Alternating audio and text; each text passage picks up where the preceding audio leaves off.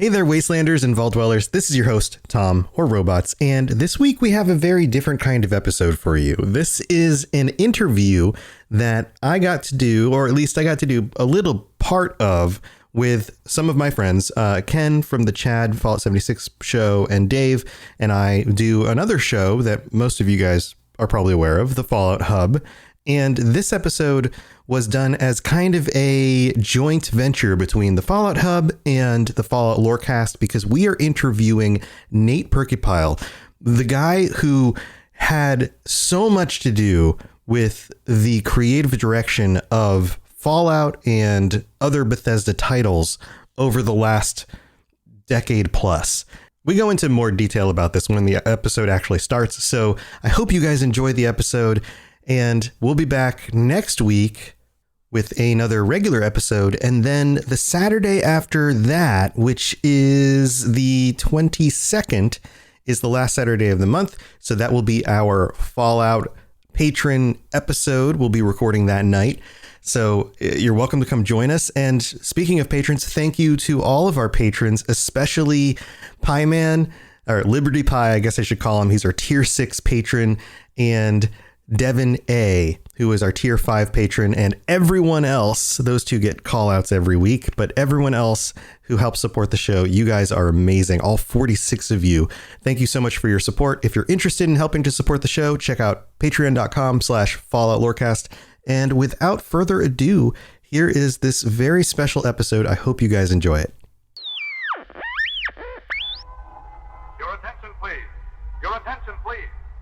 This is your official civil defense broadcaster. One of the greatest threats would be radioactive fallout. Uranium fever. Where fallout is heaviest, it can even kill those who have not taken proper shelter.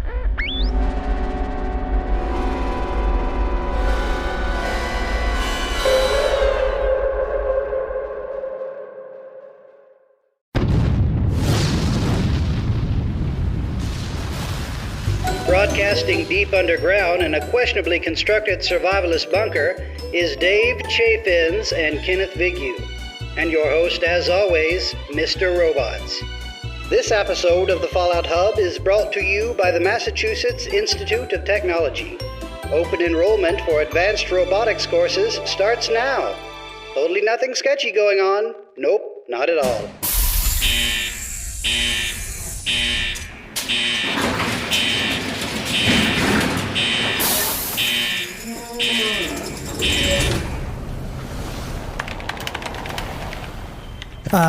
Welcome everybody. This is going to be the last main stage show that we're doing here for Fallout for Hope. $15,783.75 raised for the American Heart Association this last week, which is just absolutely insane. That's 157 trees that the AHA will be putting in inner cities. This is still going through tomorrow, but tonight we have a little bit of a surprise. An incredibly special guest, someone that we've always wanted to geek out with and have never had a chance to, is here. Nate Purkeypile. And with me as always is Mr. Robots. Mr. Robots. Mr. Robots. Mr. Robots to you. Everyone else is just Tom. Yeah, this is exciting. So this is going to go up as an episode of the Fallout Hub / Fallout Lorecast. Yes, so sir. This will be up on another feed. So if you don't catch the whole thing, you can check it out in both those locations. Nate, we are super excited to have you. This is awesome. This is awesome for us. We are big fans of your work. What was it? A few weeks ago, you shared a whole bunch of your stuff online on Twitter, and man, like awesome stuff. Can you share a little bit about that? Real quick, we're going to do a little intro thing. We're going to do the Robots Dozen warm-up questions, and then we're going to get to the official interview stuff. But just so if people don't know who you are, can you just give them a little elevator pitch about who you are and what you do? Sure, yeah. I've been in the games industry about 17 years, but the last 14 of those years were all at Bethesda. So I've been there was there a long time, and was the lead artist on Fallout 76 as the last big thing. Yeah, and you've done a ton of work. A lot of the stuff that we play in that game and a lot of these other games that we absolutely love are in some ways your brainchildren, I guess we should say, or you worked or had a hand in it in some ways, working with some of the other artists or your own your own concoctions, your own designs, and things like that. So we're big fans of your work. But as we normally do when we have a guest on the Fallout Hub, we like to open this up with the Robots Dozen questions. These are just some warm-up questions. These are off-the-wall bonkers questions that you can just answer however you want. Don't overthink them. Just spit out the first thing that comes to mind. And we're just going to move from one question to the next. We'll get through these relatively quickly. And don't worry, because we will absolutely judge you based on your answer. So here we go. Question number perfect. Question number 1. None of these are Freudian in any way. So this is probably the longest question in the group. One day you're out walking when a crazy looking old man approaches you and says, "It's you. I was meant to give you this. Use it wisely," and hands you a dollar bill from the year of your birth with your mother's name written on it in ink. He disappears before you can ask more. What do you do? Go spend it. What? Okay, on what? What do you buy with it? Chips. Chips. That is the correct answer. Congratulations. The correct answer is always chips. The correct answer is chips. When in doubt, buy a bag of chips. That's what I always say. Question 2. What is the sum of orange and rectangle? An orange rectangle? That's a valid answer. Correct. Yes, a valid answer. All right, question number 3. Which of us, between me and Ken, seems most likely to know how to tap dance? I go with you. Me? I'm the tap dancer of the group. Yep. Congratulations. You've been known to lay down a few. I can do some jazz steps. That is absolutely true. Question number 4. What creature in Fallout would you ride like a horse? Snallygaster. Yes, that would I be think funny. the Snallygaster. Yes, Be a wild ride. Every time you get one right, I'm doing a woohoo. All right, that's it would be a very gross, probably stinky ride, but For sure. Yeah. I don't think he brushes those teeth. Yeah, and I don't know how you put a saddle on there without accidentally covering up one of those weird eyes that's just kind of like all over its back, and that makes me. You're welcome. Yeah, thank you. All right, the question number 5. Where do you go where everybody knows your name? Like the Cheers bar? All right, there you go. Hey. The Cheers bar. Congratulations. I was sad when that closed in Boston. Oh, I didn't realize it closed. Yeah, it's gone now because of COVID. It's permanently closed. Bummer. Freaking COVID. Killing all our childhood memories. Okay, number 6. If you were a dog, would you wear a sweater? Nah. No? No. Yeah, fur. What do you need a sweater for? Yeah. All right. So here's another question. Our friend Dave who does the Fallout Hub with us as well, and he will potentially be joining us later, or maybe after I leave because I have to go do another show. But if Dave gives you a haunted doll and tells you to put it somewhere safe that nobody will ever find it, but it will not be harmed, where do you put it? It won't be harmed, or I won't be harmed. It won't be harmed. I mean, it's a haunted doll. I've watched Supernatural. I'm going to burn it. That's what you got to do. Yeah. Yeah, that is absolutely right. You do not follow the instructions and you burn it right away. Very good. Right. Put some salt on it and burn it. Yes. Perfect. Question number 8. How many super mutants does it take to screw in a light bulb? I think they can. Maybe one of the smart ones, but most of them, like, you'd just be infesting the whole place with super mutants then. No amount is good enough to screw in a light bulb. You are correct. All right, number 9. Who is the most talented person you know that isn't famous? Just got to think of this one. A real stumper. Yeah, maybe Ilya Nazaroff. He's a concept artist at Bethesda. Okay. He has done tons of stuff, and he's also super fast. Is there something specific he's done that we would have recognized? I know this is just kind of off the cuff. You're probably going, okay, what things did he work on? But Yes. a ton. The cat paintings, he did those, so you might recognize this kitty from the cat paintings. Yeah. That cat looks really irritated to be held up to the camera. It's like, son of a... that stare. Yeah, put me back in the lab. We're almost done. Question 10. You're a movie director choosing music for an ironic romance scene. You must choose a song that clashes with the mood of the scene. What do you choose? Death metal. Is there a specific song that you would pick? It's a Cannibal Corpse, maybe. Nice. That'll work. Yeah. While they're like, ooh, baby, baby. Glug, glug, glug, glug, glug. Yeah. Perfect. Perfect. Question number 11. You discover irrefutable evidence that you are a synth with the memories and personality of Danny DeVito. Danny DeVito is still very much alive. Do you murder him and take his place?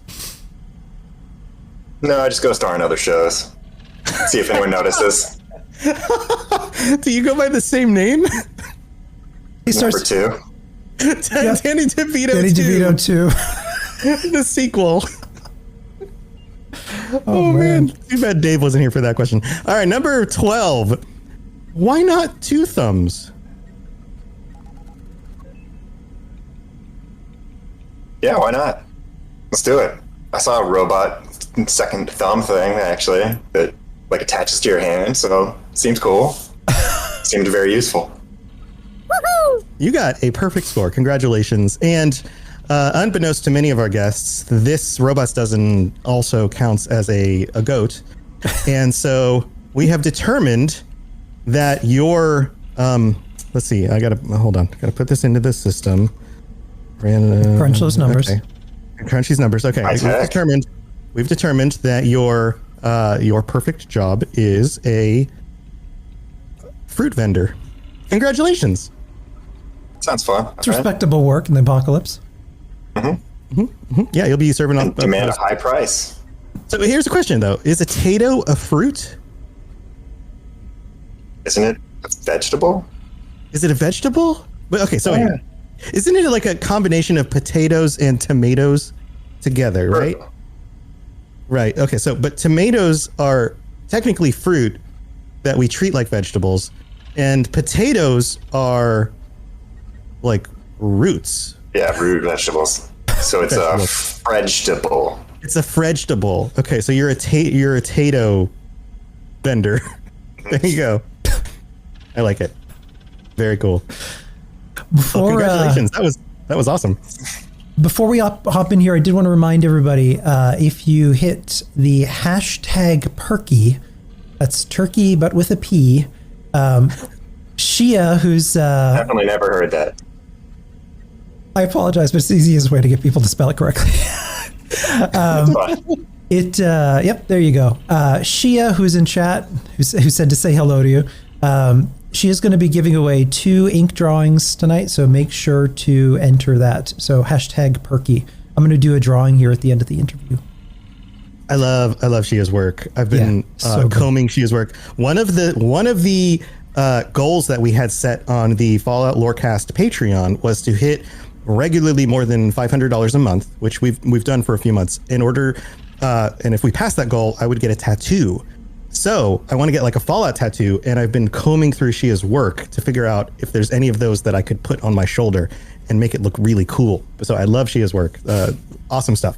So go get yourself one of those pieces of work. There's like Modus, and what was the other one? Modus, and then some of the Scorched.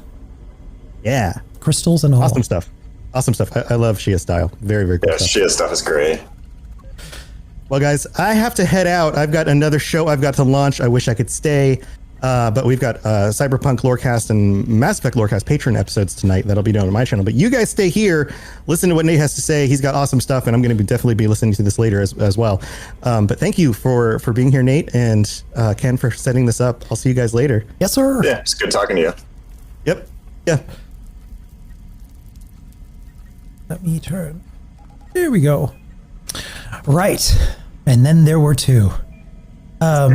You started making video games back in 3rd grade, I'd read.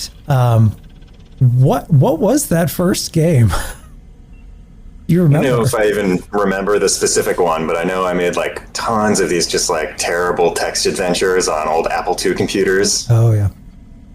Lost to time, probably, thankfully. Yeah, I fondly remember I made a Doctor Who role-playing game on my T83 calculator in algebra class. Yeah, my teachers didn't like me doing that also because I would do the same thing on the calculator. Yeah, math was not my forte. What games were you playing back then? What did you really start with? I mean, back then I was mostly playing like Nintendo games, so I always like go rent different games from the video store and play all kinds of stuff.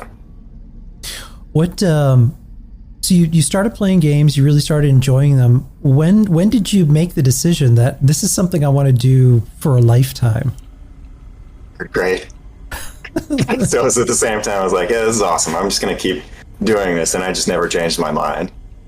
You know, some people are like, I want to be a fireman, but not me. Did back then when you had that vision in your head, were there any gamers or developers, people in the industry that you looked to back then you thought, you know what, I could be that person? I'm trying to think of who the celebrities would even be for that period that would be. I don't think that was really a thing for me until like the Doom era.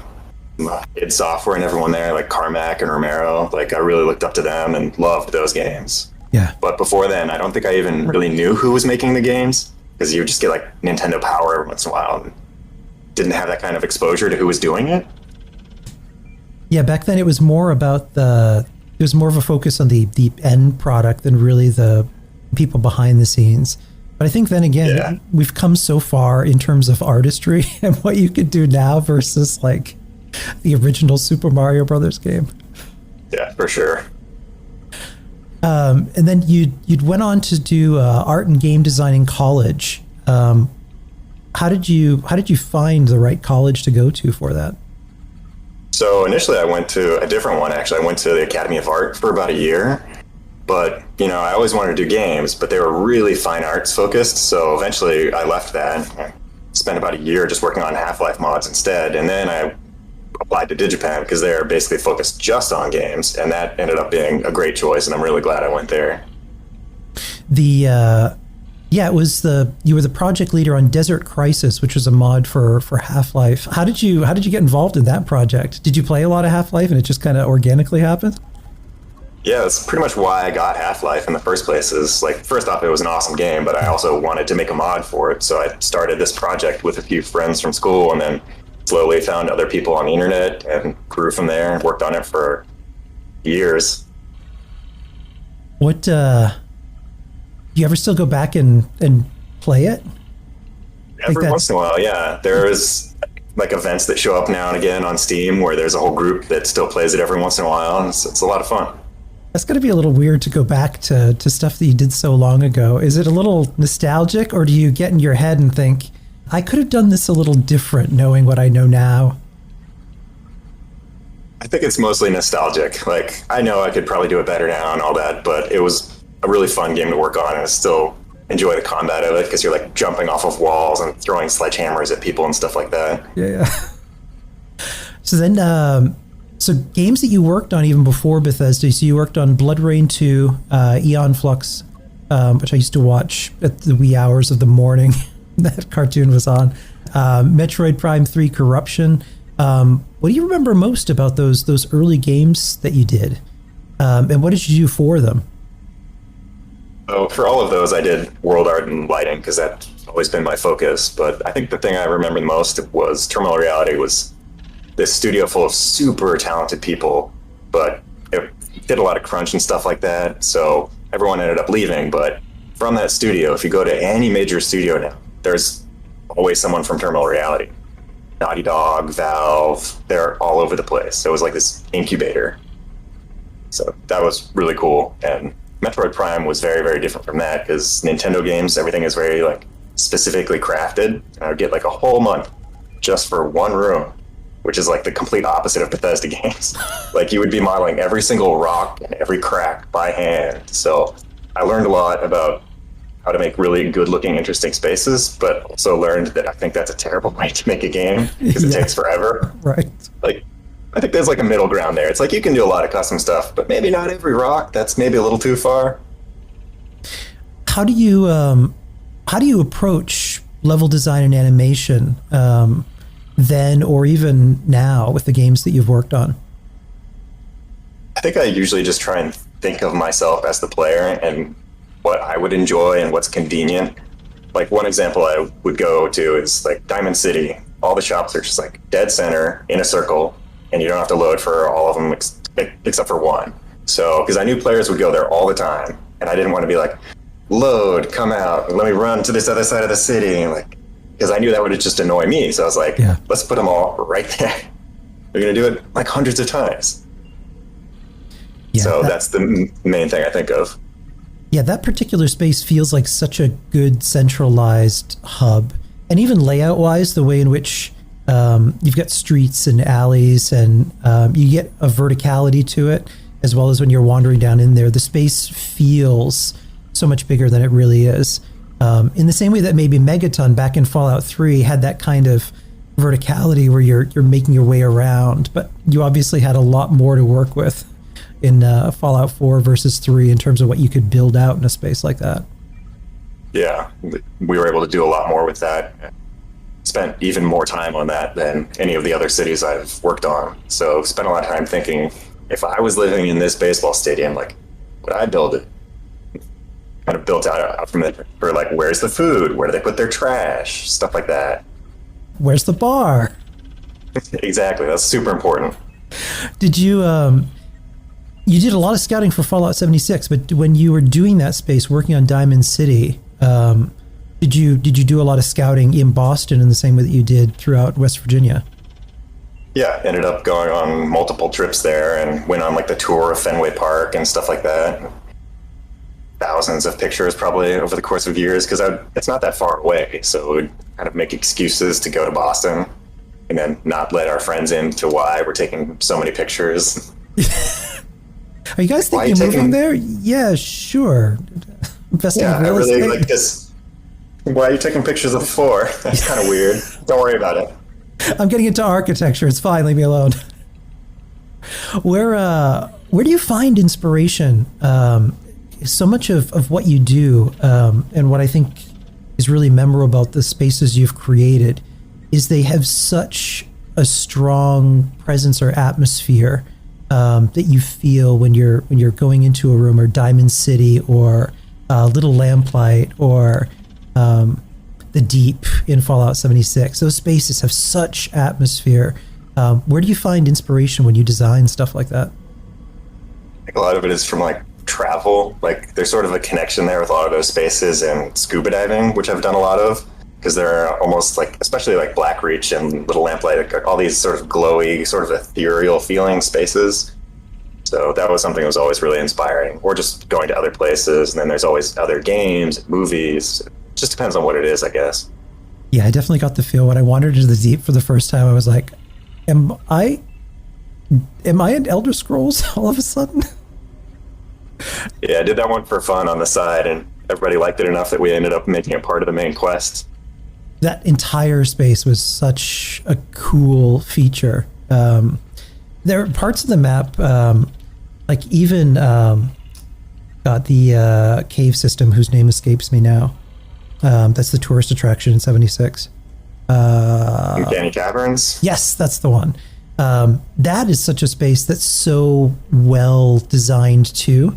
But unless you have a reason to go there, it's kind of one of those places that if it's not part of a quest or a daily, you kind of go there once and then you forget to go back. But it's laid out so cool. Like that entire cave system is just amazing. Even with like the little boxes you can learn as you're going through. Yeah, I like that. That was a really good touch in that space. Here's Dave. Hello. Hey. How's everybody doing? Good to see everybody. Good, Dave. Nate, how are you? Thank you for coming on. Good. No problem. Even though I didn't invite you. I was invited to this. I don't know why I'm saying thank you. Just, it's like we're at the dinner party together and we just happened to be there, and I thanked you for coming over to another person's dinner party. It's kind of what I just did, so I'm trying to make it less awkward. Double down. Yeah. Mm-hmm. What do you have? Do you have a consistent style in terms of the way that you design, like a particular aesthetic that maybe is consistent to your work? I think I do sort of stuff that is, aiming in the realistic category, but also with like those weird touches, so it looks real, but it's also absurd. like the giant mushrooms and Blackreach and stuff like that. Like, I like those really extreme touches. Like the crashed space station's another one. I always wanted that in Fallout, but it kept on being like, no, we don't have time. No, we don't have time. Well, I'm just gonna make it. So I have time. I'm gonna do it. Yeah, I feel like there's not enough. Sometimes I feel like there's not enough whimsy, and maybe not like post-apocalyptic whimsy, I suppose. That it's like something that's like really out there, like is always really fun to see, you know. And like I think that's a hallmark of the Fallout universe. It's so absurd in different ways, and whimsical in the way that. You think of like 1950s sci-fi into the early 1960s, it's all very ridiculous. It's robots and flying cars and, you know, mutated floating brains. And we've had the total gambit of that throughout the years in Fallout. Yeah, and that's why I like that franchise, is because you can do all those things within that. So even though it's like, usually an IP is kind of narrow sometimes, but in this one, it's like, you can do whatever you want. Yeah, you got time travel, whatever. And it's like, if you think about like Mad Max, like the movies or something like that, there's 4 movies, and what's the one location that you remember, if you could name one? It's going to be the Thunderdome, because 2 go out, 1 go in, or 2 go in, 1 go out. That's what I mean.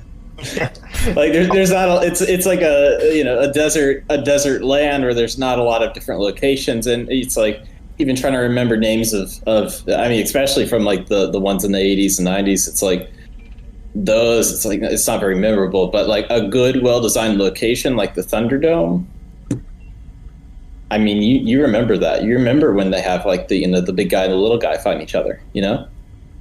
Yeah, it's a classic one. And I have a little story about the Thunderdome, actually, that I think most people probably don't know about this one. But before I was art lead on 76, I fought the previous art lead in a Thunderdome. So we went to Burning Man together, and they have a Thunderdome there with the bungees and everything, and you're swinging around, and everyone's up on the cage. It was amazing. Only one of us will emerge. It's like, I get to cross this off my bucket list. I just had a vision that, like, you become lead artist at Bethesda by a death match, and just like in the middle of the atrium. That's how it works. Yeah, that's exactly how it works. Oh yeah. I mean, that's like great business. I mean, look at upward mobility and career movement. I mean, the field is open for people if that's the case, you know. You literally fight your way to the top. And I mean, then you get to take out some of your frustration, you know. If I could go fight my boss in the Thunderdome and then take over his job, you know, that would be ideal. I would do that. Yeah, less arguments that way. I did fight my boss once in one of those inflatable sumo costumes. It was for a holiday party. I actually felt pretty good. Let's try that. I felt pretty good by the time I was done. It was a good way to let stress out. Speaking of colleagues, so many of them on LinkedIn, I was being a total creeper before the interview. I was flipping back through your LinkedIn profile. And a lot of them said a lot of similar things about you, in that you achieve a lot of quality and polish with your work under very strict timelines, sometimes even less than time that you need, as well as your drive. What drives you in this industry, or what drives you to create? Where does that come from? I think it's just that I've always really liked games, so I'm doing everything I can to make those games and put as much stuff in as you can without spending too much time on it. Not to say, like, don't polish stuff, but like the thing about Bethesda games in particular, it's like you could spend literally forever on a game like that. You just kind of have to find what's the right spot for like how much time to get it looking as good as possible before moving on to something else. And coffee. And hotkeys. So that's the secret. Yeah. Do you have one of those mouses at work that have like, you know, like the 24 different mouse buttons on the side, and you're like, all right, this one, if I press, you know, this button, it's Alt and F8. Yeah, it's everything macroed. If I want to move, if I want to select a different cursor, it's that. I have one of those too. I have like I have a gaming mouse for like my programming job. I had one of those, like the rat mouse that looks like something out of like a cyberpunk. Did you have Those one things at are one cool. point with the big weird round red ball that had like the? Remember when that was a thing? It was like a chonky mouse, but it had this big red ball on the side. I don't know if I saw that one. That was just me. It's time for that spring reset. I'm taking a look at everything in my closet and figuring out that, oh no, this absolutely needs to go. And it's about time I replace things so that my clothes aren't older than my 15-year-old. Now you might think that they lasted that long because they were well made, but no, they're in terrible condition. Unlike the new jeans I just got from Quince. Jeans have always been my personal go-to because you can kind of wear them for lots of different things, but maybe they're not your thing. Maybe you're looking for, 100% European linen with insanely soft flow knit activewear fabric. It's definitely getting warmer, and their flow knit activewear is moisture wicking, anti-odor, and soft enough that you'll actually want to wear it every day. So pick out what you want. You can't go wrong because they have prices 50 to 60% less than similar brands. And like I said before, they are high quality. I continue to wear their clothes all the time, and I know that these new jeans are going to last me a lot better than the other things in my wardrobe. And on top of it, they look great. They're so comfortable, and I spent just as much on the jeans that I am now cleaning out of my wardrobe. So if you're looking for something better, just all around better, go check out Quince. So go do it right now. Refresh your wardrobe with Quince. Go to quince.com/falloutlore for free shipping and 365-day returns. Now available in Canada too. Go to quince.com/falloutlore for free shipping and 365-day returns. Quince.com/falloutlore. How did you get the nickname The Phoenix? So that was from back in my Wild Tangent days when I was the intern, and every week there they would have this poker game after work. So my kind of thing in poker was that I would just do terribly at first and just almost lose, but then come back and like do really well. Like every time. That was, so I was the Phoenix then, coming back from my ashes of terrible poker play. Nate's a ringer confirmed.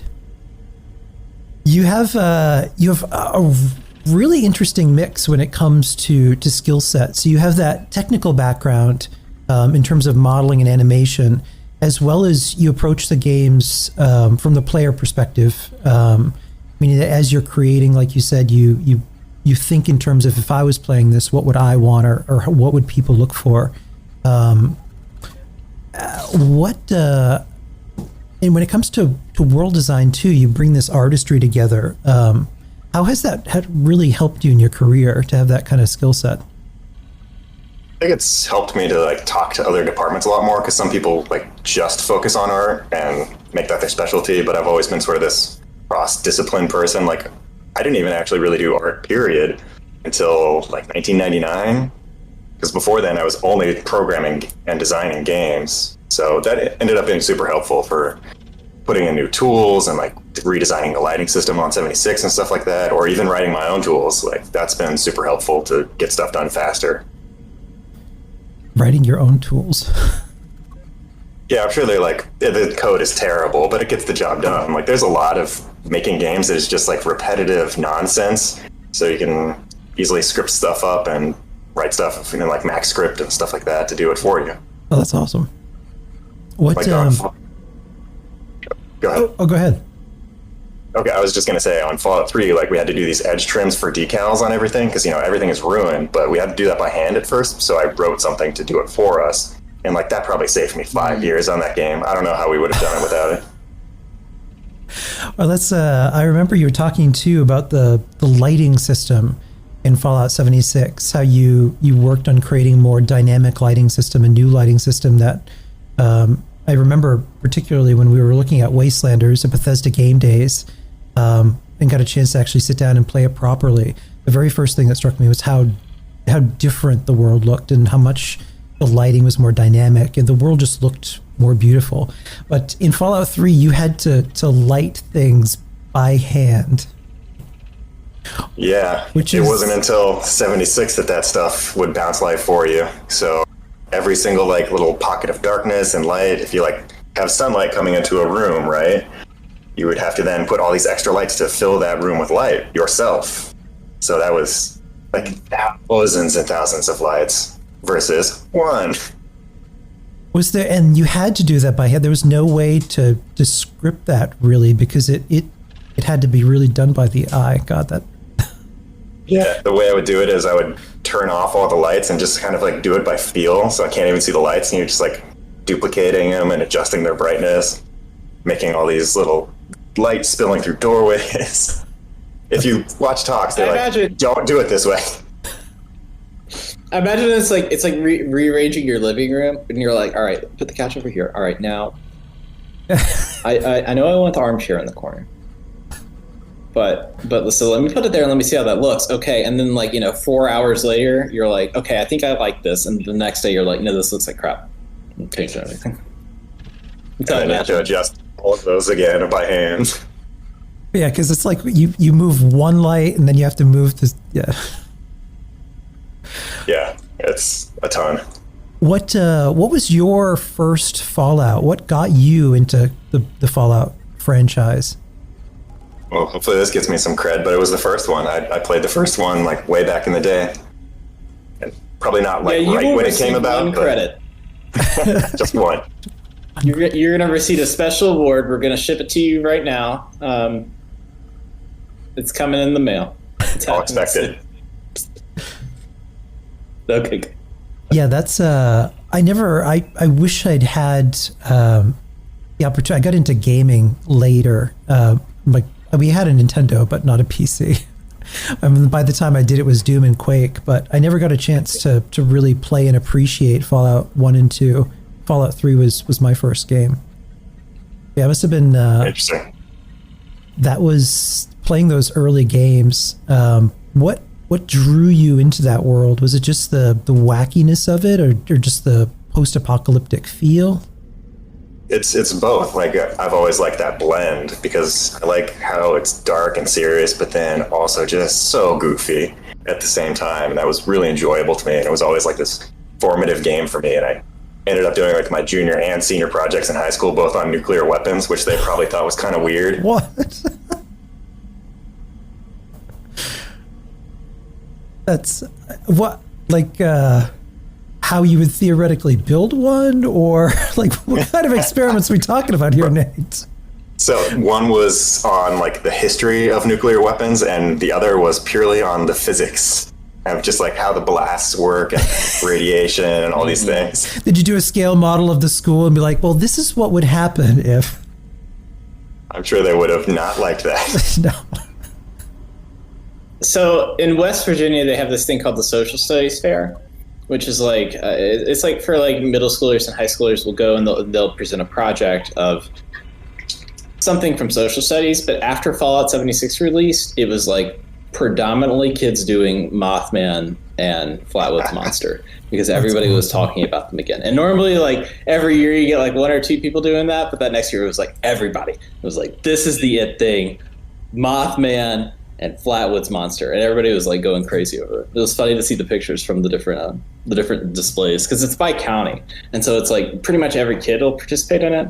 A lot of them did that right after Fallout 76. So that's so cool. To inspire more people to do fun little projects like that. That's so cool. Cryptids are the best. Yeah. You are talking to the cryptid master over here. Had a few people send. Oh, go ahead. Sorry. Dave, did you show him your degree yet? I have a little bit of a delay on my end. I'm sorry. Oh, Dave literally has a cryptozoology degree. So, Nate, I'm a West Virginia native. I'm from Charleston. Grew up in Bluefield, which Bramwell is in the game. And I know it's in the game because there's a terminal entry that talks about Bramwell, but it's never mentioned locations. And I knew it even when watching the trailers. Yeah, I mean, it's basically the Mega Mansions. Right now, but I got a degree from... Yeah, the Mega Mansions, yeah. But I got a degree from it's from the UK. It's called the University of Paranormal Studies. I paid $50 and took an exam, and I have a certificate for a degree in cryptozoology. You had to take a little exam, and you had to a lot of it. Now the thing is, there was no questions about Mothman or Flatwoods Monster, the Grafted Monster, whatever. It was primarily like, what's a mermaid? What's a kelpie?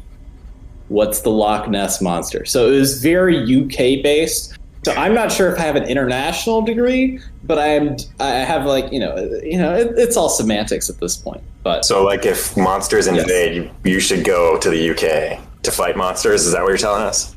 Like hop on a boat? But here's the thing. I don't know I know more about the West Virginia monsters, but I'm not sure if they've made a degree. So I think that maybe I should start my own, like how they sell like prescriptions for emotional support animals. Maybe I should do that for West Virginia cryptozoology, since I'm a degree professional already, and go ahead and that's like a great. I'm talking about my genius small business idea right now, and I'm a little uncomfortable because this could make it big for me. Let me write this down. Yeah, I know. Nate's taking notes right now. He's starting venture capitalism firms, and he's. Yes. Emotional support cryptids he scribbled down on a note.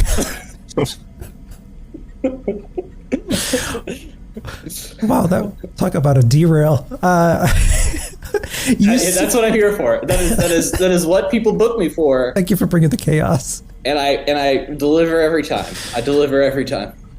So bring it on back now. You started as a world artist with Bethesda after interning at Wild Tangent, and you worked your way up the ladder there while over 14 years, which when you work at a company that long, like the last company I worked on, I was there for 11 years. It becomes like family there.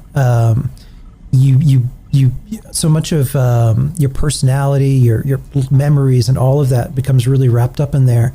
But you never really forget where you started and what it was like those first years. What was it like walking in the door there and working on Fallout 3? It was really exciting since, I'd always been a fan of the franchise, and just seeing that initial demo they made where it was like this little school area that was taken over by super mutants, and seeing that for the first time, and most people in the world hadn't seen it, at all at that point. It's just super exciting. I was like, hell yeah, let's build this. So I was all in. And I think you'd said, too, that Fallout is what brought you to Bethesda. It was one of the reasons that you really wanted to be there. No way. Like, for some people, it's Elder Scrolls, but for me, it was 100% Fallout. That's awesome. It had to be trippy, too, to go from the isometric style of Fallout 1 and 2 to fully realized 3D, and a complete transformation of the game with that. Yeah, it was cool to see, and I was a little bit used to that since I'd worked on Metroid Prime 3, and that's kind of the same thing where they took those old games and transformed it. It was fun to see what they had done with Fallout, and I really enjoyed that. I'm sure there's purists out there who just like the originals more, and that's fine, but I really enjoyed them. So what's that like going back and forth between, like, you're working on art design for something in a Fallout game, and then you're moving over to Skyrim, and then you move back? Like, is there like something that you need to rearrange your brain every time? It's like, okay, Bob Ross, got to channel some Bob Ross for this, and the next Happy time trees. I got to channel. Like, what's that process like? Yeah, it definitely takes getting used to switching those styles after like doing all these destroyed buildings for years. But does it feel like a breath of fresh air? Or are you like, oh yeah? For some people, but for me, like, I was fine just doing all the destroyed stuff. It was awesome to me. Who hasn't mistaken a Draugr for a feral ghoul? I mean, it happens. Yeah, there's parallels there. Exactly. Yeah. All right. Here's a quiz for you. You can only save one of these that you've made: Little Lamplight, Paradise Falls, Tenpenny Tower, or The Underworld. I think I'm going to go with Little Lamplight. That's one that's really special to me, and I spent a lot of time on that one, and even took the photos myself of the caves. There's like Lorette Caverns is a cave nearby, and I took pictures there and built them into the cave kit for Little Lamplight. That's awesome. Really like it. So you modeled that after Luray Caverns? Yeah. That's interesting. That's cool. That's like the premier spot. I am from West Virginia, but I grew up in Virginia. So what that means is born in West Virginia, lived in Virginia until I was 18, then moved back to West Virginia. So Luray Caverns was like the premier spot for like third graders. That's like, if you are going on the field trip, like that's one of the places you're going to go. You're going to get a big old scoop of ice cream and go to Luray Caverns. So that's interesting. That's funny. We didn't cuss any time, though, when we went to Luray Caverns. There wasn't a whole lot of cussing. but I know in Little Lamplight there may be. Yeah, fair amount of it. Who hasn't been sworn at by a small child before? Happens to the best of us. You served as lead artist on The Pit. What inspired the art design of that space? I think it all comes from like the blast furnace and steel and all that. So the whole thing has this like fire theme, and that also kind of worked with like the timeline of that project because it was like 2 or 3 months. It was incredibly fast. So it's like, what can we do to make this as unique as possible? And spend time on just like those big set pieces like the blast furnace, and then just kind of recolor and change everything else beyond that to feel as different as we could. So you're really going to this new place. Yeah, so much of there are certain DLCs that to me, that is one of them. And like even in New Vegas, the Sierra Madre, that whole world space almost feels like a completely different game. Like The Pit as its own could be its own game. It's such a different world space than where we were at in DC. Everything is very urban and dark, and even the choices that you make there in terms of what to do with the baby. Oh my God, that's dark. I think there's a lot more freedom in DLC. It's like, even though the Fallout games can let you do a lot, like on a DLC you can do even more, like, you know, aliens and all that. Yes, Mothership Zeta. Mm-hmm. I love me some Mothership Zeta.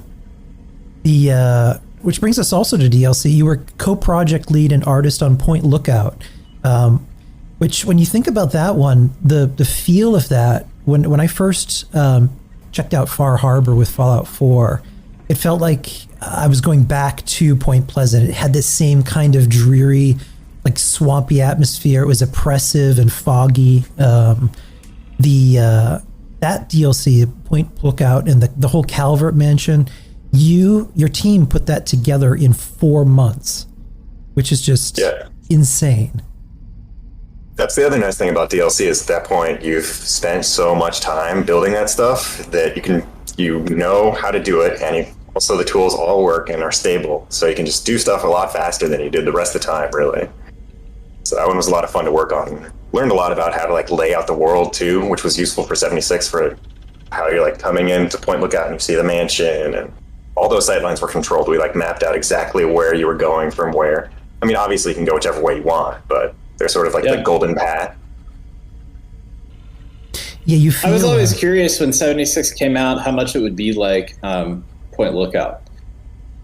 Because Point Lookout has that, like, you know, rural Maryland. I mean, you know, you get outside of DC or whatever, and it's like any other rural place in Virginia or Maryland or wherever. Like, you get that kind of vibe. And I was always curious, like, it's like, okay, are we going to get that kind of vibe in 76? And some of it, yeah, but some of it, no. Like, there wasn't. I think this Point Lookout had, like, the crazy killer hillbillies, right, or something like that. Yeah, which we obviously mutated, things.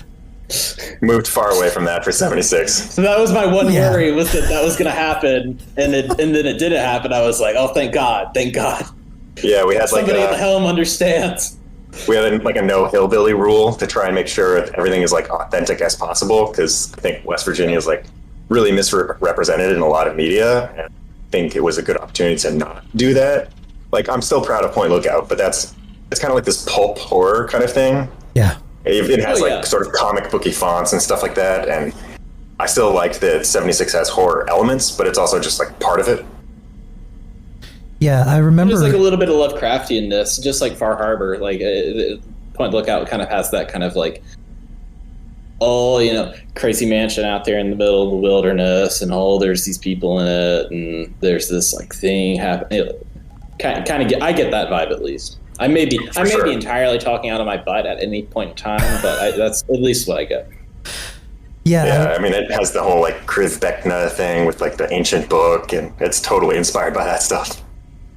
Yeah, that is very Lovecraftian. I remember when we had Farrad on and we were interviewing him, that was one of the things that David asked him about, and he said that the team really tries to not misrepresent the locations that you guys create world spaces in. And that's a great example of, because Appalachia historically has really been misrepresented, and painted with a really negative brush, even up until the 1960s and 1970s. In a lot of major media outlets, people have a particular impression of what it's like there, which is just not accurate at all. Mm-hmm. And even though I'm not from West Virginia, and not only. Oh, go ahead. Sorry. I was going to say, even though there's a little bit of a delay, so it's. Yeah. You're okay. It's okay. But I'm not from West Virginia, but I am from like rural Oregon, so I know how that is to have people have this stereotype of what your place is like. Right. And it's interesting because not only is it like represented well, there are some like real deep cuts that like as like, so I majored in geography and then had a minor in Appalachian studies in college. And so like I had that specialization in that thing. And there are some like Jesco White deep cuts, some like even like how you like made signs in certain towns and stuff, like off of almost like it's like you almost went out and took photos all of West Virginia, which I know that you did. That level of accuracy, like people, not just me, that's like, oh, I'm a super big Appalachian history nerd and Fallout nerd. Like people that just picked it up and played it are like, holy crap, that's where I live. That's cool that they have they have like the PRT in Morgantown, and they have all this like, oh, you can go see the baths in Berkeley. Like that's kind of stuff that I remember from, growing up in these different areas. So that I think really resonated with the people around here, more so than you would see, people out elsewhere around these parts, around down here. Yeah. I mean, there's so much stuff to pull from. It's great to just go like as deep as possible to use that. Because I mean, you have to build this whole world. So you don't have to make everything up. You can just, if you dig deep enough, there's all these interesting things like the friggin' teapot. People are like, what? There's a teapot? Like, yeah, it's great. Yeah, it was funny. Ferret was talking to, we were talking to him about the lighthouse. And I guess there was an internal discussion like, we can't have a lighthouse. What? And you're like, it's right here. And he's like, okay, fine. Yeah. Emil didn't believe me about that at first. He was like, this makes no sense. Why would there be a lighthouse? It's like, stepping aside for a second to some of the things that you've worked on developing, one of the interesting things we learned about the GDC talks that you did with Joel Burgess was the construction of modular kits, which really helped you build a lot of the games that we know and love, in which you create more unique assets that then level designers can go in and create something that looks a little more unique as opposed to cookie cutter. How did that approach come out? Was it just something that you're like, I'm bored with this space, we need to do this better? Yeah, it's like they always build stuff modularly at Bethesda, but Oblivion's a great game, don't get me wrong, but those dungeons all kind of look the same. So the goal the whole time was like, how can we make this as flexible as possible so all these spaces feel different?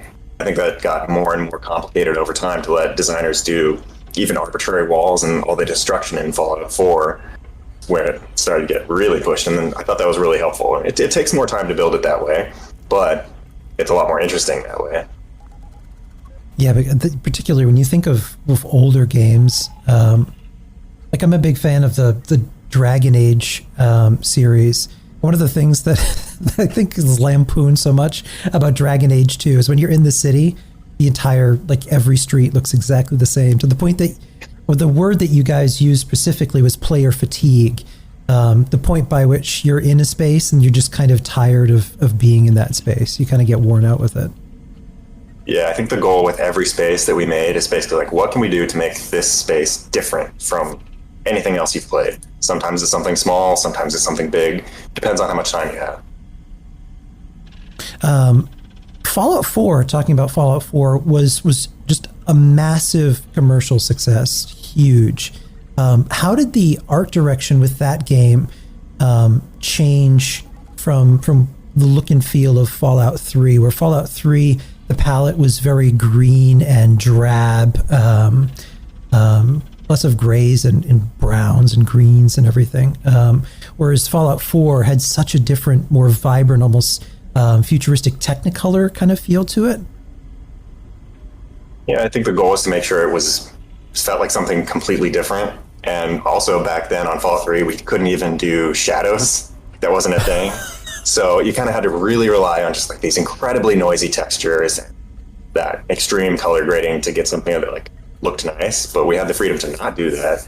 So we wanted to like diverge from that as much as possible. And the game that people saw that we shipped is not even as extreme as it was at first. Like at first, when we were doing early experiments and it was like just me and Eastvaughn working on the game, I was doing Diamond City, but it looked almost like TF2. We swung super far where it was like incredibly clean. We ended up, a little bit in the middle there, but that's kind of where we started. And we had those key, like the red and the blue from day one almost to make it super distinct. That's interesting. It's like a kind of like a more poppy vibe with that. That would be a pretty cool art style for anything. We talked about this, I think, on a Fallout Hub. But was the obviously you think about Fallout 3, you think green. When you think about Fallout New Vegas, you think orange. Like, was that kind of like filtering because of like Breaking Bad and all of these like big shows coming out that had it was like filtering's kind of cool. Was that part of it, or was that just like the limitations of the engine or the art? Like, what was the vibe then? This is a vibe check. That's what the kids say. This is a vibe check. Yeah, it was kind of both, because like I know Eastvaughn really liked that kind of extreme color grading. There's some sci-fi movies that he liked that had that kind of look, but it was also the tech. Like the way you could color grade in Fallout 3 at that time was you could just take a color and wash it over the whole screen, and that was it. Later, on like Fallout 4, we could do what was called like a color lookup table. So basically you could change any color to anything else to adjust. Like, I want the shadows to be more blue, not the whole thing, just the shadows. Shift them in that way. It's more like filmic color grading for real. So that let us do a lot more also. That's interesting. Yeah, you're known really with all of these games for the lighting that you do. You're kind of like the king of God rays. So the Fallout, the king of God rays himself, gracing us with his presence, the Phoenix and the king of God rays. How did the lighting system that you developed? How did that process occur? Was it something that you just have been experimenting with over time, or it was something that you consciously decided with the team? Okay, we need to create a new lighting system, and this is why. Yeah, that was a big push on 76 that I fought for pretty hard and took a ton of time to do, but it was super important to me, and I think it makes a really big difference having like each room is reflecting its own actual room. Like if you go back and look at Fallout 4, look at any reflection, it's like some city street or something. You're like, I'm not even on a city street. Like, I'm in the woods. What's going on? So it makes things a lot more realistic, but also makes it look better, and it's faster to do it that way. Yeah, the lighting in 76 after Wastelanders was just stunning. Particularly, you notice it in certain spaces. I've grown to have a real appreciation for the mire. When it's night and it's foggy and you've got the moon and that entire space is just so beautiful with the light rays coming through the trees, and I love that space. I'm glad you like that space. There's actually something kind of cool about that space that we didn't end up shipping because it didn't actually run. But all those little glowing mushrooms that are in there? At one point I was going through the entire mire and making every single one of those glow. And so you had all this like yellow light on everything. Looked awesome, but turns out that's like thousands of lights all over the place. You like zoom out, you're like, okay, this is not going to run. That would have been amazing. But you do have that kind of feel when you're down in the Sundew Groves. Like when you're in the Sundew Groves, where that area looks so otherworldly in comparison to everything else. Where I remember we were talking on Twitter that it's almost like it's Chernobyl-esque, where everything just has accelerated growth. You have these weird, funky mutations, and then the Sundew just kind of spits out all those orange pom-poms of, I don't know what things the are term like for that is. Perfect for photos. It is, yeah. There's a lot of camp builders in our group that love building there just because when you're there, it keeps shooting those things out. So it just looks good to photograph. And those things work really well with it. Another change we did with the lighting also is all of the trees and those sundews are behind the scenes. They're actually this giant cube that filters the light. So you set it like this is pink and it's like 50% transparent or something. So the light from the sun will come through and then become pink and then also bounce that around. So it sort of fills the forests and everything with more color now. That's awesome. It's kind of exaggerated, like real life doesn't happen to that level, but I always liked the look of that kind of thing. Yeah, I love those spaces. I would be curious, like if there was like a geotagging feature for like screenshots or for the photo mode in Fallout 76, and like how many of them would be from the Sundrew Cove, because that a lot of the like photos that I see on Twitter or whatever are all from there with the spores and everything coming off the Sundrew. Like I'm curious what the spatial element of that would be. Yeah, we have like heat maps. Yes, you can see exactly where everyone goes, where they took their pictures and stuff like that. So it was where everybody died and from what. So all that stuff is awesome to look at. Where all the nukes are launched, which is kind of obvious where all those go. Yeah. And it's changed over time too. I still miss there are things that I miss about year one that players that came to the game now won't experience, which is, in those early days of the game where you didn't know if you were going to meet friend or foe, or you're just wandering the wilderness, totally immersed in your character, and then you hear somebody eating potato chips. Yeah, it was a different feeling back then. It was completely different. And then you feel like you're constantly missing people, whether it's the Mistress of Mystery quest, or you feel like you just missed people being alive, and there's such a forlorn emptiness that just we don't have in the game anymore now that we have PCs. But it was an interesting year, that year one. Yeah, I think adding NPCs was a good thing, but it also I thought was kind of an interesting experiment, different tone. Yeah, because when you think too about, I'd never played an online game at all, but I've been in love with Fallout and all of Bethesda's games, the Elder Scrolls series, Skyrim, ever since then. But when I thought about playing online, my first impression was, is this going to be like Call of Duty? And is a 12-year-old going to say racial epithets at me? Is that what my experience is going to be? But I figured, what the hell? I'd try it out, go for it. And considering everything of what the game was, or maybe it didn't meet some people's expectations, I think there's for a large portion of people, it was such a sandbox that it garnered elements of the community to come together in ways that they never have before. In that and I remember Todd talking about it in E3, and it left a lasting impression on me, where he said that this is your opportunity to be an NPC, where we're giving you a world where you can tell your own stories. And I think a lot of people really took that to heart when you see all of these role-playing communities and machinimas and podcasts and all of this wacky stuff come up. And this wasn't a question that I thought of beforehand, but when you put a lot of work, because I'm in a creative field too, and sometimes you work on something that you put so much of yourself into, and it can be hard to listen to people just trash it when you feel good about it. I can only imagine how that must have felt for you guys in the beginning. Yeah, I mean, that was pretty intense, I would say. It's like being the villains of the internet for a while. But at the same time, sort of used to it, because it's always been that way with Bethesda games to some extent, where even though it's like everyone's playing Skyrim and stuff, but then there's like this really vocal minority just yelling at the top of their lungs on the internet, this is the worst thing ever. And you're like, well, 20 million people disagree with you. So I don't know. And people get in their mindset, and there's like a narrative that they make up. And it's the same thing for like Sony games, or for Bungie with their games. It's like people get a narrative in their head, and it's like there's like essentially the character limit of a tweet that keeps on like recycling in their heads, and then people just recycle it. And so it's like lazy the games have bugs, and it's like, okay, right, And so, and that narrative can change. Like, I mean, you can look at like, you know, and I'm not trying to like throw shade, but like you can look at like Cyberpunk and how that like media storm happened, where it's like people really got an idea and then really started to like bring that out. It's not good. It's really not good for anybody. Like, nobody wins.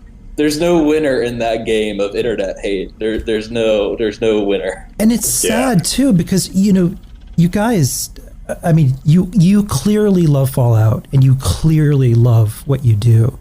And it can be so hard in this day and age when in so many different fandoms and mediums, there are these vast echo chambers where it becomes almost impossible to kind of counter and say, well, you know what? Have you actually tried it? As opposed to just listen to someone else's opinion. Did you go in and experience it for yourself? Or did you put yourself in the mindset to even try and give it an opportunity? It's tough to convince people of that. But all the people making these games and movies and everything, all those people are trying. No one is like, I'm going to be lazy and do a shitty job. That's what I'm going to do. Yeah. That's super rare. Maybe some people, but definitely not most. That's not how it happens. That would be some like Andy Kaufman making a video game. Like that would be some like out there super weird. I feel like Sacha Baron Cohen, that could be his next thing. I'm going to make the worst video game of all time. With the NoClip documentary, which I love watching those. They talked about that Fallout 76 had really begun as a multiplayer concept for Fallout 4. That spun off and became 76, but it was more of a focus on PvP, way more than what we have now. And then it was almost like a Rust-style game. We never saw that build. What was it like to play that back then? Because I know a lot of the devs have talked about how much you guys enjoy being competitive, and even before the game launched, getting into PvP matches and stuff.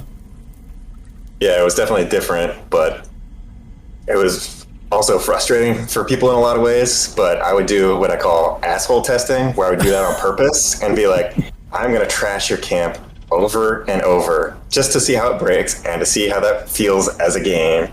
Because you kind of have to do that. You can't just be like, I'm going to play it the perfect way and be nice. You can't do that. Like, if we did it that way, we probably would have shipped it that way and people would have been annoyed in the same way once the actual people start playing. Yep. So it was very different. Why Appalachia? Why did you guys pick West Virginia?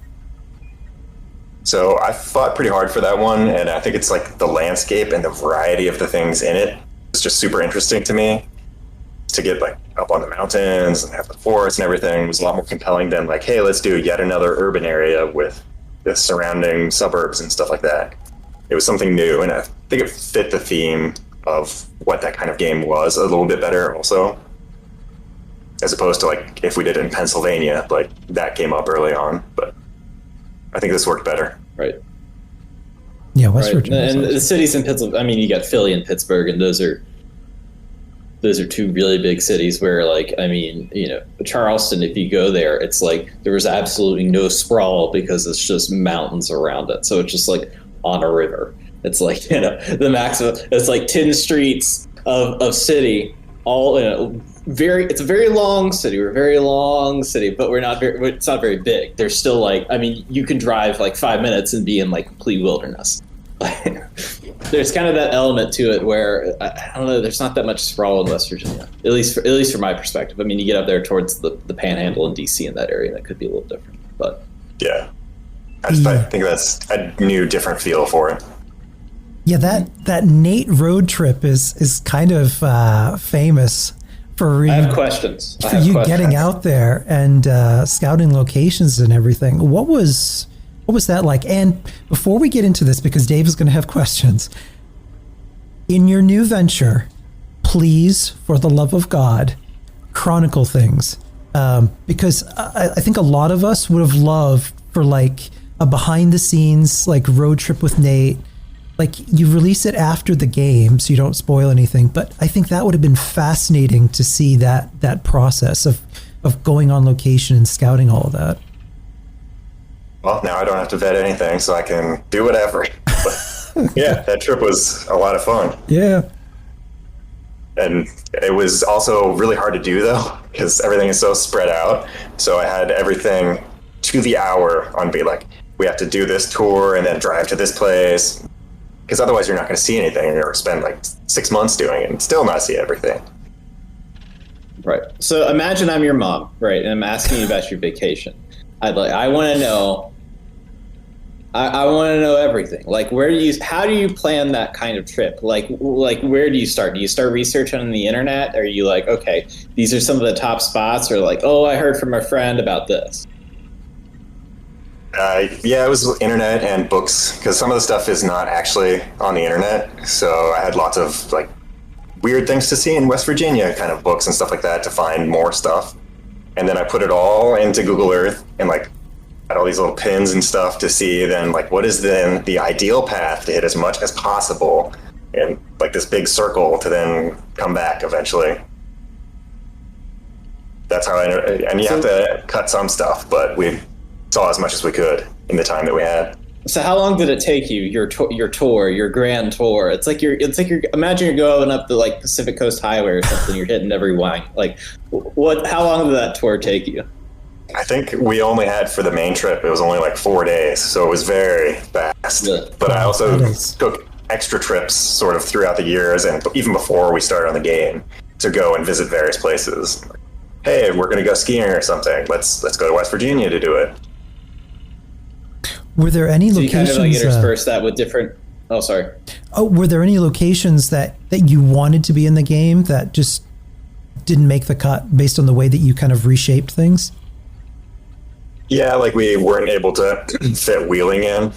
It's also a schedule thing. Like we could have fit it in the map and found a way to do it, but it's also like, do we have time to do it? Can we do it justice? So that's one that I think we didn't have the time to be able to really pull that one off.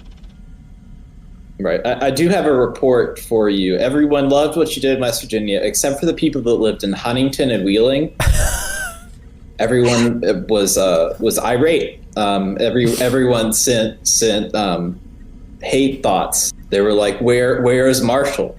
Where is Huntington? Where is the tri-state area?" Everyone in Wheeling is like, "The Panhandle, man, the Panhandle. What's the point?" Yeah, it's tough, but we at the end of the day had to be like, well, what are the urban places that we think we can fit, and worked with the map and the schedule. So as much as I would have liked to put it all in, we weren't able to do that. I definitely wanted to, but then they're like, well, you can't do everything in the whole state. What's your personal favorite location? I think I like the top of the world, because even though that's like a blend of real places and made up, I like having that element of sort of luxury vacation stuff also, because that was another important thing to have, was all those different things like lumber yards and coal mines and stuff, but also nice places that people go on vacation, like White Spring and all these things like that. I think it makes it feel more like a real place that way. Yeah. When I was playing that and you all were talking about NPCs coming back into the world, I was like, they gotta head the top of the world, because they have everything up there. They have all the stores, they have all the different, and it's just in a globe. They don't have to be out. They can just be in the little snow globe of people. It's going to be so wonderful.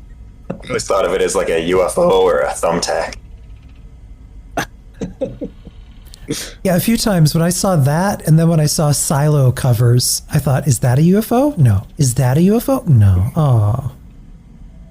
But I think eventually we made So when you were going and visiting places, what do you think? You can't pick favorites, but what's the most what blew your expectations away of a place? Like, you obviously, it's like, oh, you can name a favorite, but what was like, I went to go see this and my expectation really changed?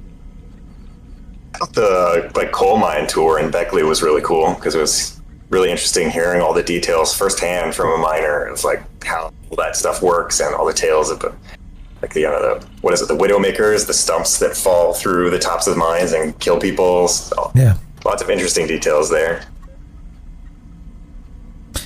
Year one versus and now I'm gonna give you. Oh, sorry. Go ahead. Oh, go ahead. Oh no, I'm gonna give you. You're here with the West Virginia, born and raised. I'm from if you know the Hatfields and McCoys, Devil Ants married a person named Levice Chafin, and that's if you go, you turn it both Dave ways is on both extremely sides. proud of his here's West the thing. Virginia What's heritage. your least favorite part about? I'm a born and raised. Hell yeah! What did they say? Eat shit, Pitt. That's what they say here. What was your least favorite part about that trip? What was the thing that you were like, this is either really hokey or I feel uncomfortable? I don't know if there was one that I disliked at all. No, like everything was pretty awesome. I mean, some are certainly less eventful than others. Like if you go out to Cranberry Bog, it's like you're basically looking at grass. Like, but I'm still glad that we win because then you're like, look, pitcher plant, zoom in, zoom in. Right, and so I did one of my what is it, like a senior thesis project was on the Cranberry Bog about whether or not.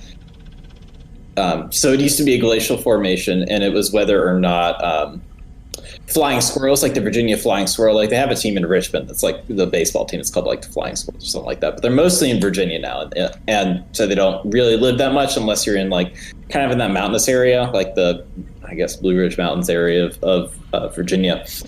But my whole research was around the Cranberry Bog, and so when I found out that there was like a whole area in Fallout 76 that I'd spent like a year of my life devoting research to, and it's going to be a gigantic video game area, I was like, are you kidding me?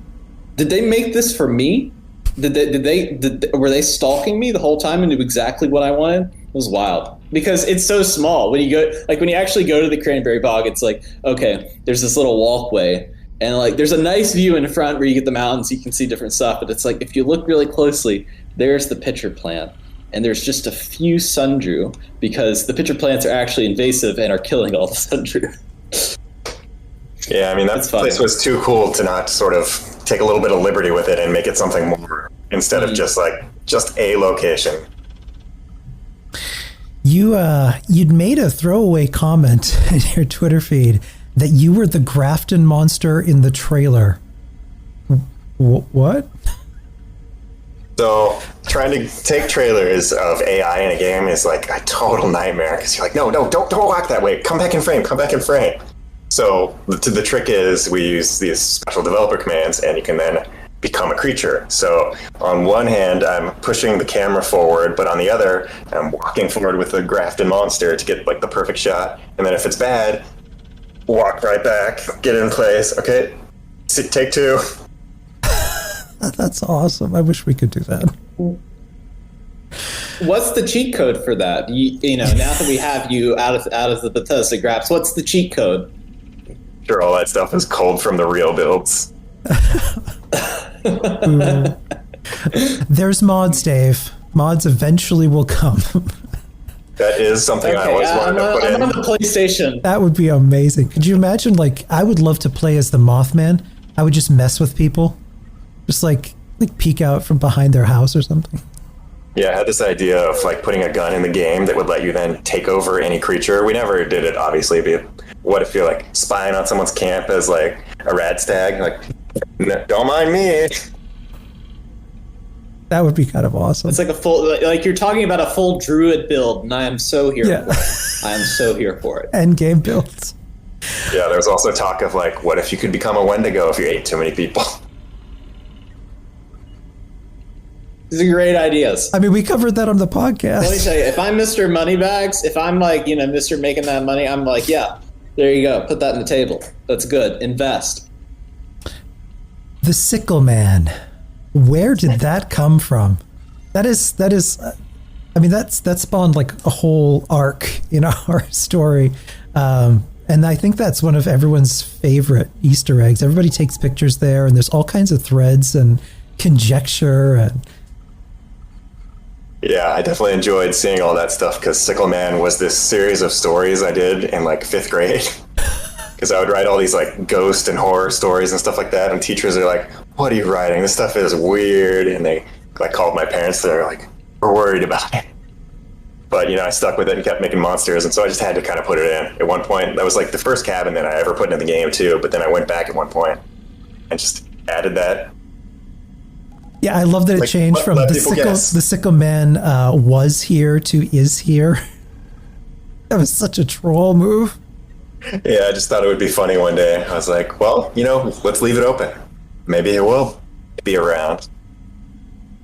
I think I spent like a whole Saturday trying to like crack that code.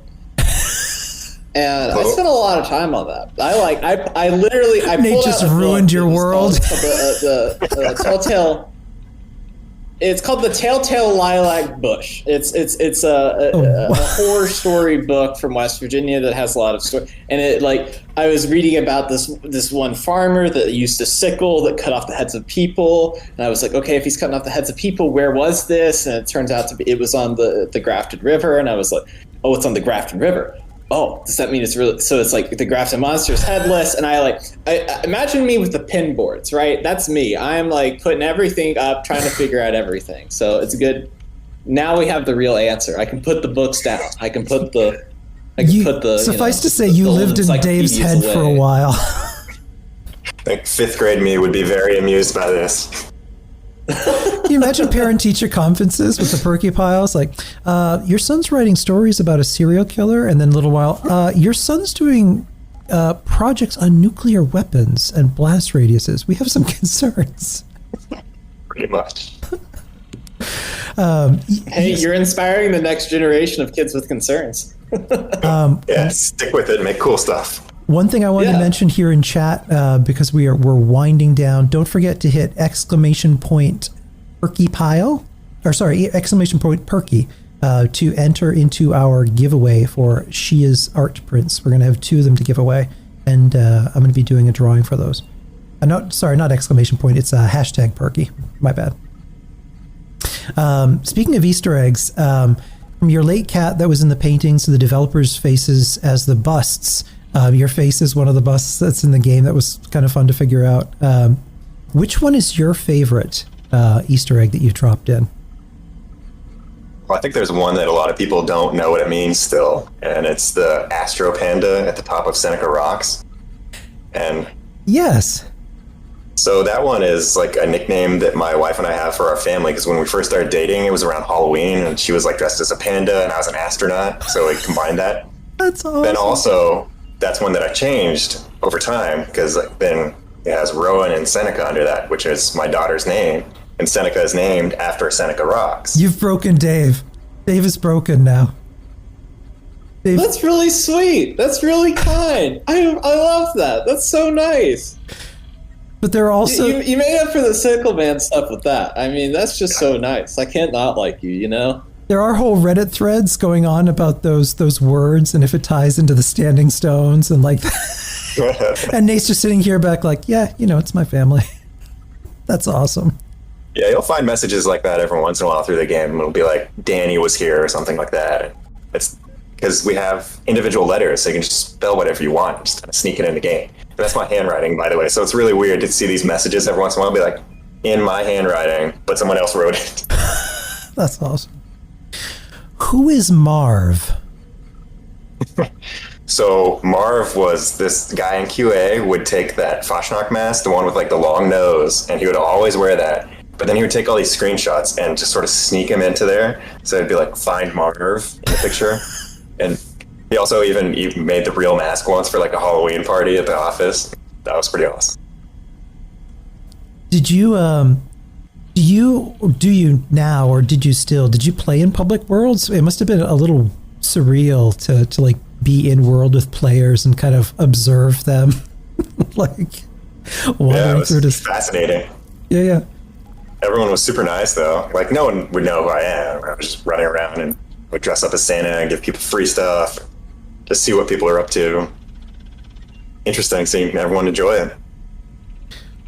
Well, it's funny that you're talking about the masks, and it's like now it's like those masks are so involved in the game.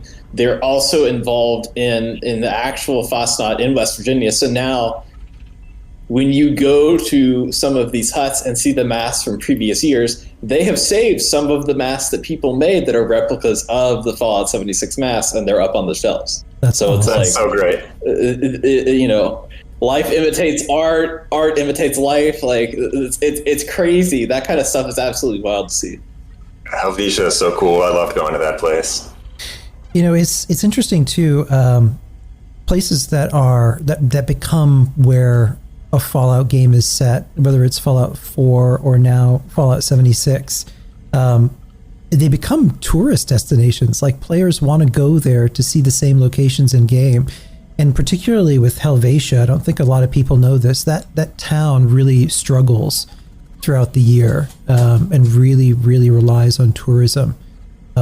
Particularly last year with everything shut down. Most recently, I'd seen pictures online. Players got together and went around painting the houses in the town. When you see stuff like that, it's amazing how much the games bring people together or get them to appreciate things or go places. That's kind of neat. Yeah, I think it's a good way to introduce people to it because, I'd never heard of the place until I started really doing research, so I'm glad more people have heard of it now. What are you most proud of with 76?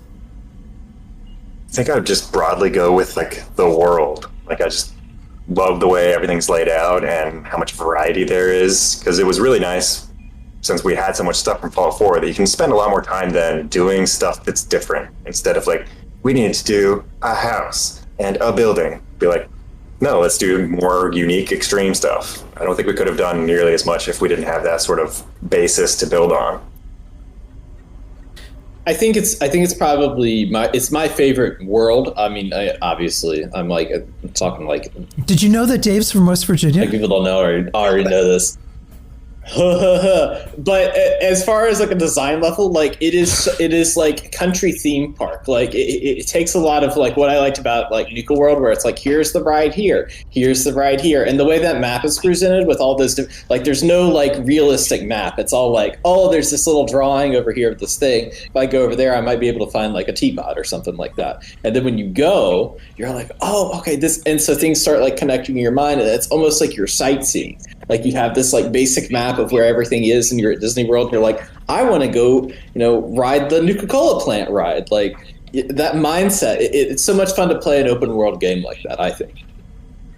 Yeah, I mean, that was definitely the goal with it, and we spent so long on that map, but it was so important, I think, to how the game plays, instead of just the grid with the green, more typical Fallout style. That's one that I fought for. I always wanted to be you have a paper map. Yeah, I love that map.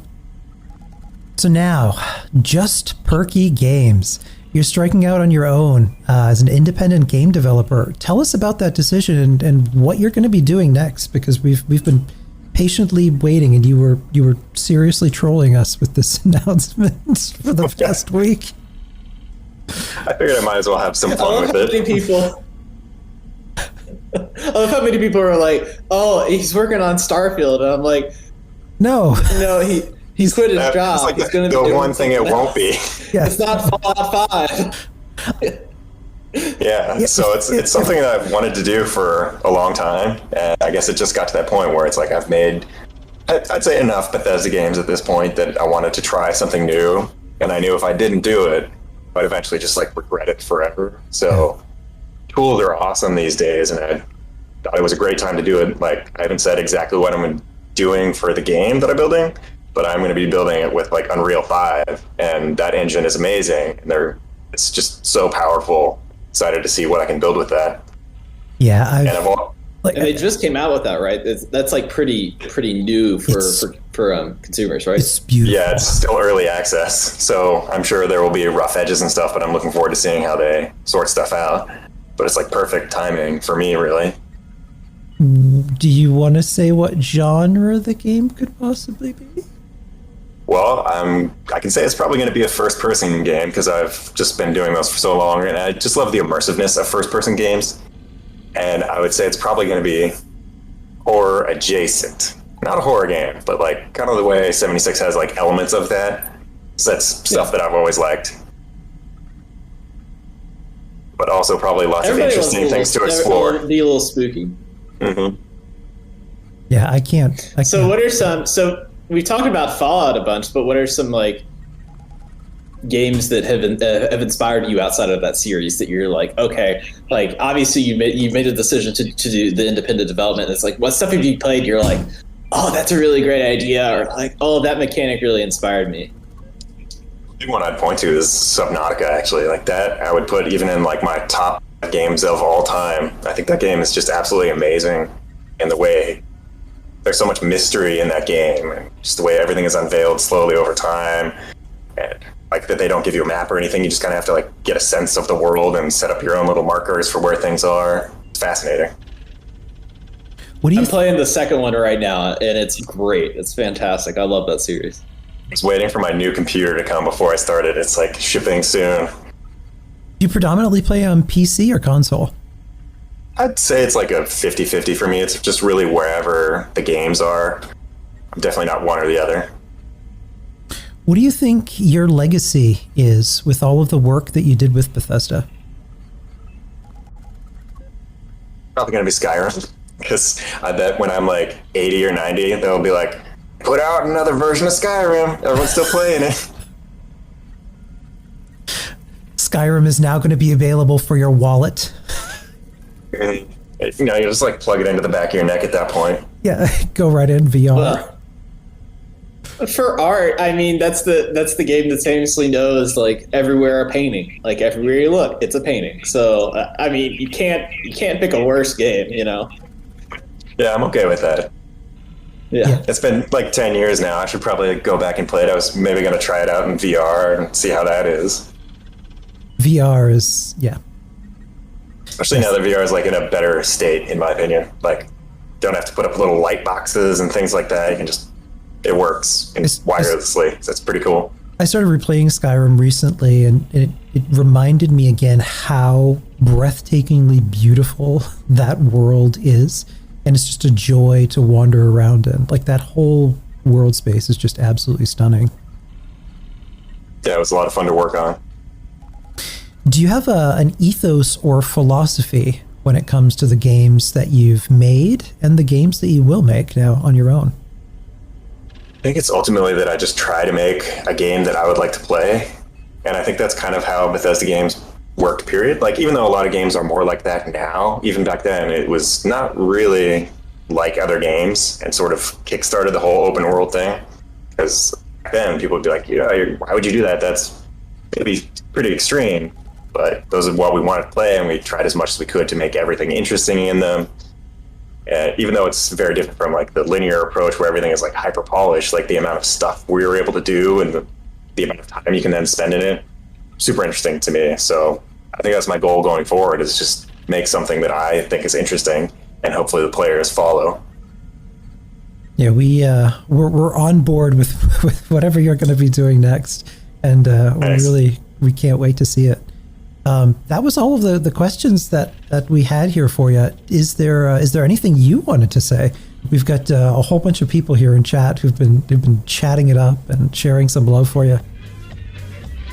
Just thanks for playing all the games throughout the years, and hopefully I can keep making things that everybody still likes. So looking forward to it.